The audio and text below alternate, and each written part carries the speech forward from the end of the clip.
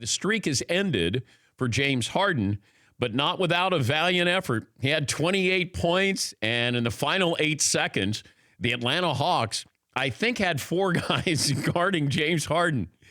They ran it was like a box and one, but it was the other way. They had 4 on him and then 1 on everybody else, and James Harden's streak has come to an end. And made us think about, this streak has been incredible with what he's been able to do. And it goes back to, Wilt Chamberlain has the all-time record. So he went 65 consecutive games with at least 30 points or more. Harden was not even halfway there. He was 32 games.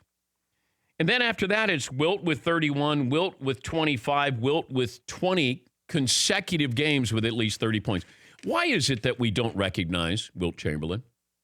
It feels like, we recognize Babe Ruth, a mythical type figure, that he was hitting more home runs than teams were. He was Babe Ruth. We don't look at Wilt Chamberlain the same way. And Babe did this in the 20s. Wilt was doing this in the 60s and early part of the 70s. And he put up incredible numbers. But it feels like now the only player we really recognize, we recognize Jerry West as a great and Oscar Robertson as a great from that era of today's players, where you go, oh yeah, they could play with today's players. Maravich a little bit, but he came in, I think, in 1970. But it feels like Wilt Chamberlain, we look at it and go, he played in a different league. Now you can say, well, integration. The league wasn't fully integrated. McLevin, do you have Wilt Chamberlain's numbers against Bill Russell in their head-to-head matchups? Could you find that out? I'll ask stats right now. Because you're going to be blown away by that.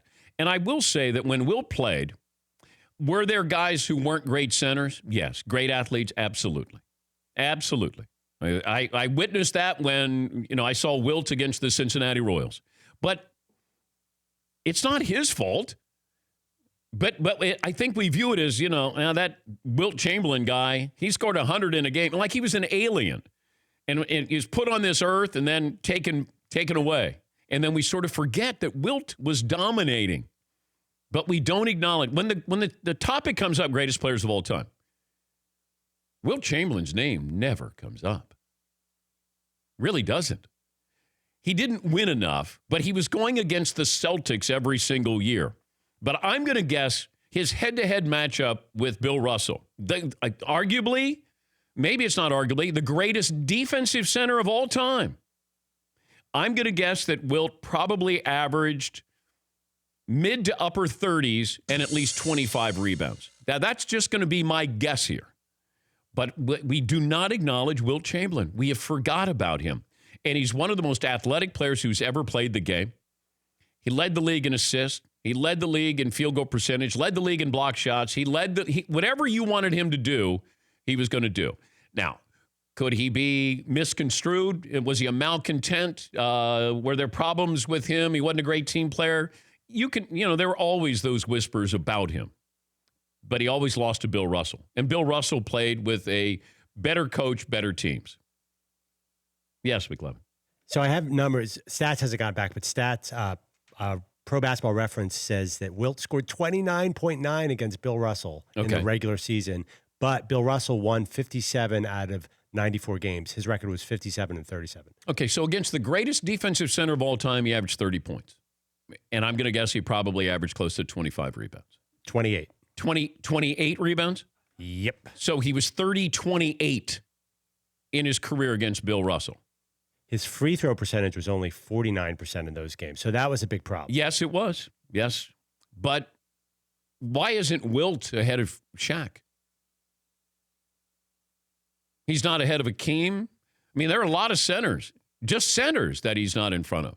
But we have looked at Wilt Chamberlain like this anomaly who we sort of made him up. There's no video of when he scored 100 points. Like, oh, did it really happen?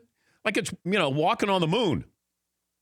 He's sort of Neil Armstrong, but we acknowledge Neil Armstrong. We don't acknowledge Wilt Chamberlain. Yeah, Paul. Wilt Chamberlain, like the person who's leading the NBA in rebounds this year is averaging 15 rebounds a game. Wilt Chamberlain's worst season, he averaged 18 rebounds a game. Well, his worst. His first 6 years in the pros, Wilt Chamberlain averaged 42 points, 25 rebounds, 3 assists. Yeah, Seton. It's kind of Kevin Durant-ish. Like, well, yeah, look how tall he is. Of course, he just shoots over everybody. Well, Lou Alcindor, Kareem Abdul-Jabbar, you got that as well. Like, we never embrace the big man. It's rare when you embrace the big man. And I just thought with Wilt Chamberlain, with that streak, you sort of look back. He averaged 50.4 points a game in a season. So he got 50 every single night. Yeah, Paulie. The best stat about that season is he averaged 48.5 minutes a game. There's only 48 minutes in a game. He played every single minute and then some. Yeah. He never fouled out in his career. Never did. But it was never enough with Wilt Chamberlain. Never. So I'm always amazed. When you look at the top 10 list, where is Wilt Chamberlain? Is he in the top 10 of greatest players of all time? Because I'm going to guess Bird and Magic are considered better than Wilt Chamberlain. Oscar, Kobe, Shaq. Yes, McLevin. Is it possible, though, he's not on that list? He's on, like, other. Like, he doesn't count in that top 10. But why doesn't he count? Because he's in his own category. You can't rank him compared to other players. But he's not considered the greatest player of all time. No. Babe Ruth is considered the greatest player of all time. Right? And that was in the 20s when baseball wasn't even integrated.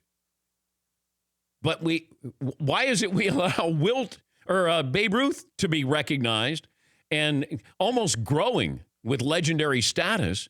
And Wilt, we've diminished a 7'1" guy. Yeah, Paulie. Slam Magazine has their list that came out last year of top 100 players of all time, and they have Wilt Chamberlain 8. Yeah. Yeah. It's amazing. Respect. You know, LeBron is up there in front of him, right? I mean, LeBron's top 3 now. Yes. So, but if you run down the list, I don't know where Wilt is going to show up on that list with people. Because you go, oh, by the way, Wilt. You never lead with Wilt. Yes. Wilt is always on these lists right near Tim Duncan. I just went through 3 of them, and they were right next to each other.